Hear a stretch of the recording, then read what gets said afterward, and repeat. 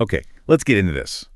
We're doing a deep dive into India's IT industry as it stands in late 2025. If you're following the headlines, it's a very strange picture. You see two completely different It realities. is contrasting, yeah. On the one hand, you've got this incredible story of a deep technology boom. We're talking breakthroughs in AI, major global expansion. The whole narrative is that India is finally moving from just, digital adoption to genuine deep tech creation. Building the core technology, not just using it. Exactly. But then you look at another set of reports and the whole mood changes. It's all anxiety. It's widespread job uncertainty, especially for new graduates. Yeah. So you have this massive boom and this deep structural squeeze happening at the exact same time. It's a paradox.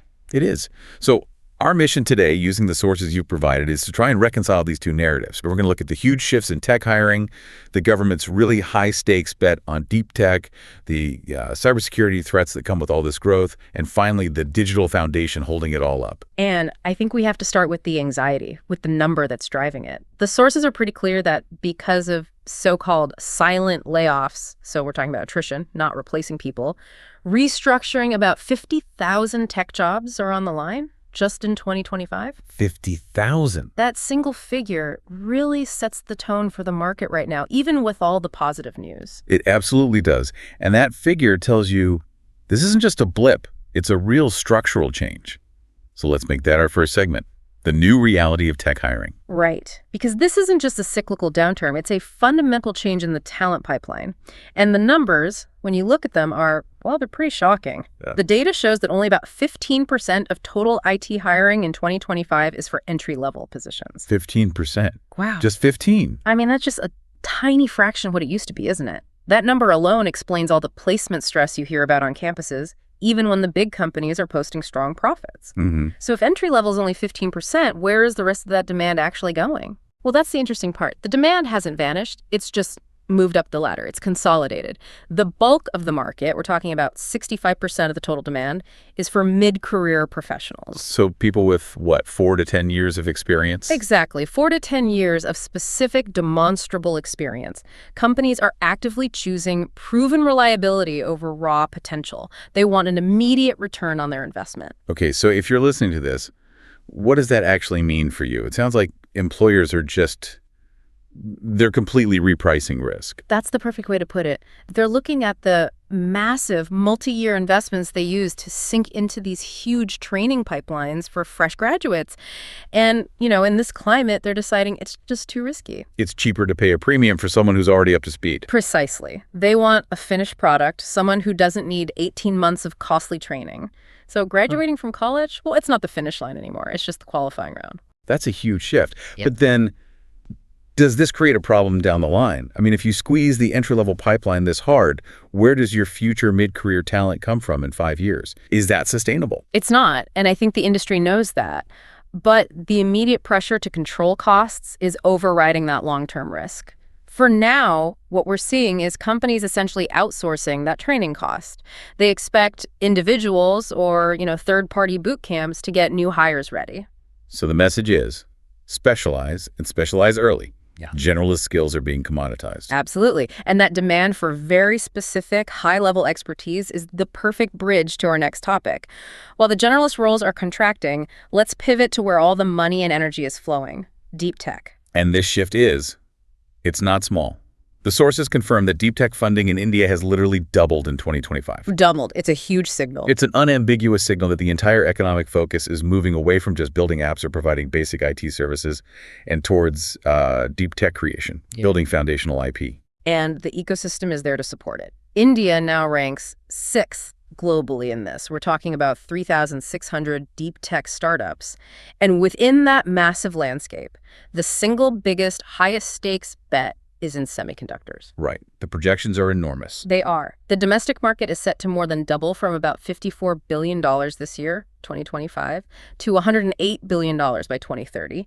This isn't just an economic goal, it's a geopolitical one. But building chip fabrication plants, the fabs, That's notoriously expensive. We're talking tens of billions of dollars. So what's the strategy? How do you even start? And that's where the sources give us some really important nuance.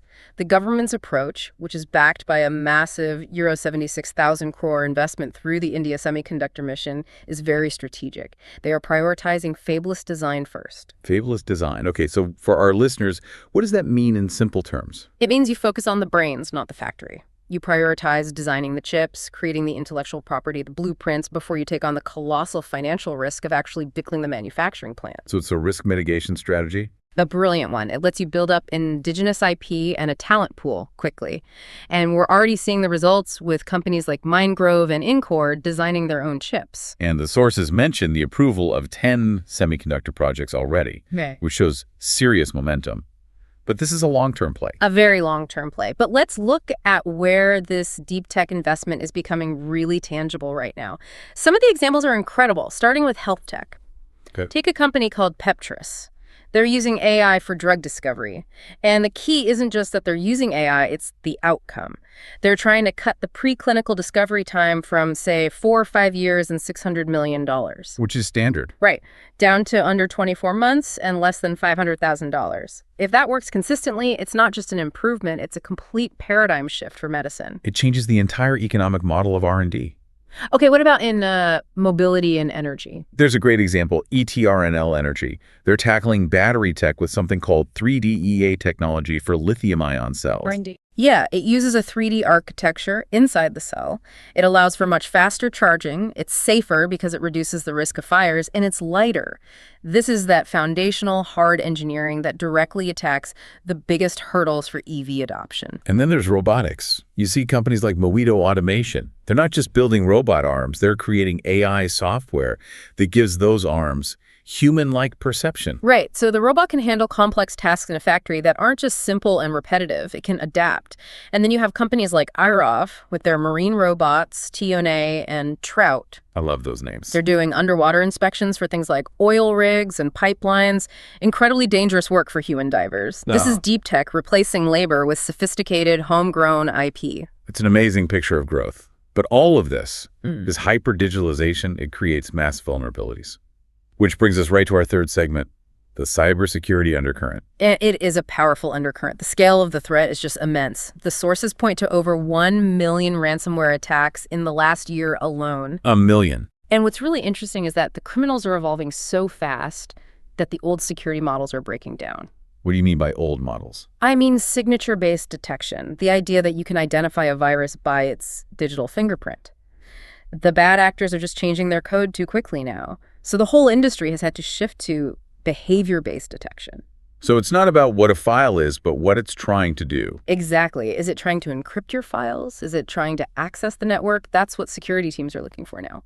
And this is where generative AI becomes this total double-edged sword, right? Right. It makes it incredibly easy for criminals to create sophisticated phishing attacks. Trivial, almost. But on the flip side, AI also gives the defenders these incredible new tools for threat hunting and spotting those weird behavioral patterns automatically. It's a genuine arms race. So who are the main targets for the really sophisticated attacks? Well, you have these long-term campaigns like Operation Celestial Force. It's been active since 2018, and it's almost entirely focused on government and defense targets trying to steal state secrets. And then on the criminal side, you have the industrialization of it all. Tell us about something like GhostLocker. GhostLocker is a perfect example of ransomware as a service, or RACES. RACES. Yeah, it's basically a subscription toolkit for criminals. It lets less skilled people launch very effective attacks. And GhostLocker is nasty. It uses strong encryption and then deletes itself to make forensic analysis incredibly difficult. So which sectors are getting hit the hardest? It's interesting. The data points to sectors outside of the usual suspects. Healthcare is number one, with over 21% of malware detections, and hospitality is right behind it at nearly 20%. So places with tons of sensitive data, but maybe not the biggest security budgets. Exactly. But the good news is the state-level response is also scaling up. CERT-In, the National Cybersecurity Agency, handled over 2 million incidents last year. 2 million. And the CyberSwastika Kendra, which is like a national botnet cleaning center, now covers about 94% of all Indian internet users. It's like a digital immune system. That's reassuring. Okay, for our final segment, let's talk about the foundation that all of this is built on. None of the AI or deep tech growth happens without this massive public digital infrastructure. Absolutely not. And the government is clearly committed to it. They extended the Digital India program through 2026 with an outlay of nearly 15,000 crore. A huge investment. And you see that investment in the sheer scale of service delivery. The numbers are almost too big to comprehend, but the eTel portal, which tracks government e-transactions, has recorded over 1 trillion total transactions. 1 trillion. And maybe more impressively, it's now handling almost 1 billion e-transactions every single day. 1 billion a day. It's hard to even picture that. But you can feel it. Just think about dealing with bureaucracy 10 or 15 years ago versus today. That number becomes very real. It does, and you see it in other metrics too, like Aadhaar seeding of ration cards is at 99.8%. But all of this digitization creates so much data, which brings up questions of privacy and governance. Which is where the new data protection rules come in. Exactly. The draft Digital Personal Data Protection Rules for 2025 are trying to find that balance. How do you protect citizen privacy while still allowing the data-driven innovation that the AI and deep tech sectors absolutely need to survive? It's about building a trusted environment for data to flow. Okay, so let's try to synthesize all of this. It's a fascinating, and as you said, paradoxical snapshot of the Indian IT industry. It really is. We've seen this profound transformation. On one side, you have a serious contraction for generalist roles defined by that tough 50,000 jobs figure. But on the other, you have this explosive structural growth in high-value, hard-tech innovation, semiconductors, AI, advanced robotics. The industry is pruning the low-value jobs and going all in on high-value, homegrown IP. So the crucial takeaway for you listening to this is pretty clear. Success in this new era isn't about just having a degree anymore. That's not enough. It's about having specific advanced expertise. The whole industry has shifted. The entry bar has been raised dramatically. Which brings us to a final provocative thought.